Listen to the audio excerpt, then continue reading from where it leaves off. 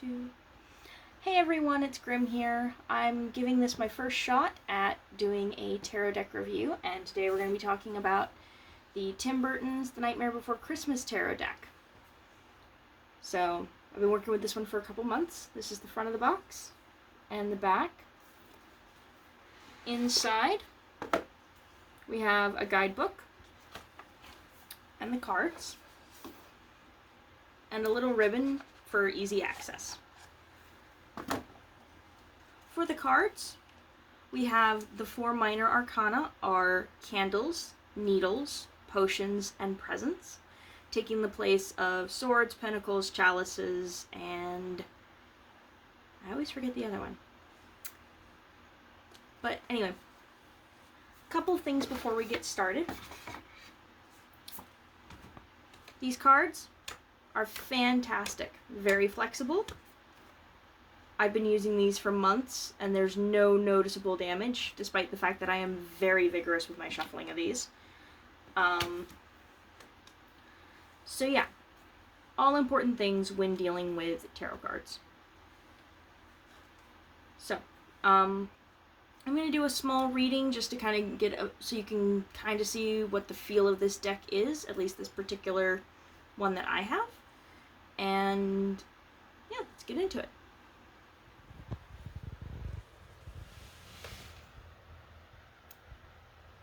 Mad props to my wonderful husband for helping me out as cameraman today. Proud shaky cam. As you can see, I do shuffle my cards like a heathen. Just kind of whoop. Anytime you get a new deck of cards, I think it's a great idea to give them a shuffle, kind of ask the cards about themselves. What kind of a deck of cards are you dealing with? Some of them are more sarcastic than others. I have had a deck that could not handle any sort of difficult topics. Any big questions, it would just panic, and it didn't know what to do. So, I'm just going to do a little 3-card random draw from wherever in the deck.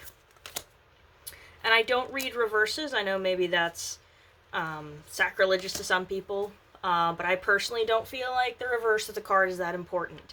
And yes, I do still reuse the guide because I'm lazy. I acknowledge this. So we've got the Page of Needles, the Knight of Potions, and the Queen of Candles. So for the Page of Needles, it says it represents a cunning, curious personality archetype.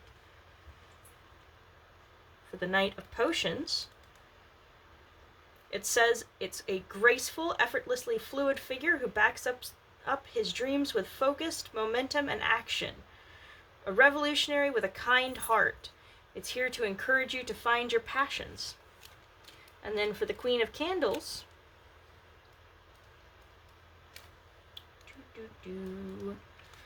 the Queen of Candles represents a clever, confident person with a strong, independent streak. Used to being the center of attention, she's a popular, inspiring leader who brings out the best of everyone with a lot of optimism. And yeah, I'll take that here. Thank you. From having worked with this deck for several months, I would have to say that's pretty accurate. It's a very optimistic deck and very encouraging. I've asked it all sorts of different questions about my job and things that we're doing in our life. Peep the cat. Hi, Cleo. There we go. She doesn't care what Mommy's doing. Mommy is not interesting. And overwhelmingly, this deck is very much like, don't be hard on yourself. Follow your dreams. You can do this. With the occasional warning to not, to be a little cautious, but, you know. So yeah, would I recommend this deck? Yeah, absolutely. I am really big on the kind of artwork that I see in my deck. I am absolutely that person who will not buy a tarot deck if I don't like the way that certain cards look. Death is the big one. I always get really annoyed if death doesn't look good. But as you can see, all of these cards are visually very appealing.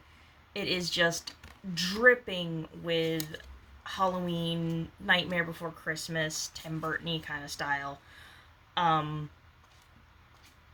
So especially like if you're a big fan of the Nightmare Before Christmas, I think it's a great deal. I love the material that these cards are made out of. I don't know what kind of paper or cardstock or whatever the heck this is that they used, but I mean, I shuffle this deck ridiculously hard. I'll split it up into 4 different piles and shuffle those, and then shuffle those into each other, and I'll do the whole like that, wiggle them into the deck of cards, and I have yet to notice any significant sort of splitting of the card. They're very flexible. They didn't even take very long to break in. I was able to get a good shuffle on these within just a few attempts. Packaging. It's a good sturdy box. It's not perfect, as you can see. I've already got, one little corner that's kind of popping up. I do like the little ribbon for this particular style of box. I think it's kind of important, because otherwise you are never getting these cards out. The guidebook. I know a lot of people say that you should memorize the meanings of all the cards. I think that's dumb. I think that's ignorant. I think that has no respect for the time that I have to put into everything else in my life. This book exists as a learning tool. It's like the dictionary. If I forget the meaning of something, I can go back and look at it. Now they do have, of course, like all of them, they have a few suggested spreads. I'm partial to a little 3-card draw kind of thing. I don't know much about the people responsible for this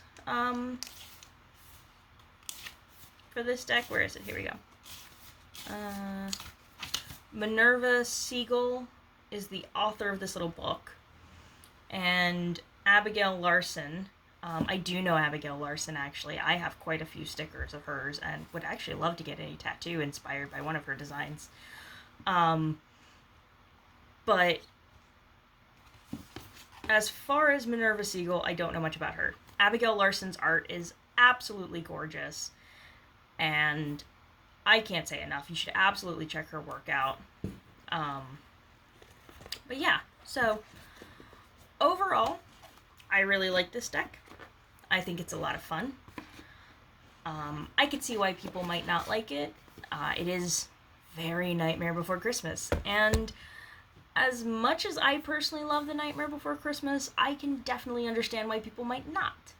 So, if you like the Nightmare Before Christmas, if you just love everything Halloween themed, even stuff that you maybe don't like the movie but you love the artwork, it's a great item.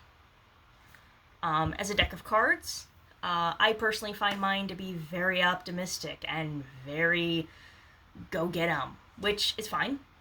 But whenever I have something more serious to ask, I do usually use one of my other cards. In fact, we will be getting into the deck of cards that I most commonly use for tougher life questions in the next couple of episodes. So anyway, as always, please like, subscribe, share, give me some feedback. I know the camera was shaky. I know some of the transitions were awkward. I'm doing my best, and I appreciate your patience. So, I'll see you next time. Bye!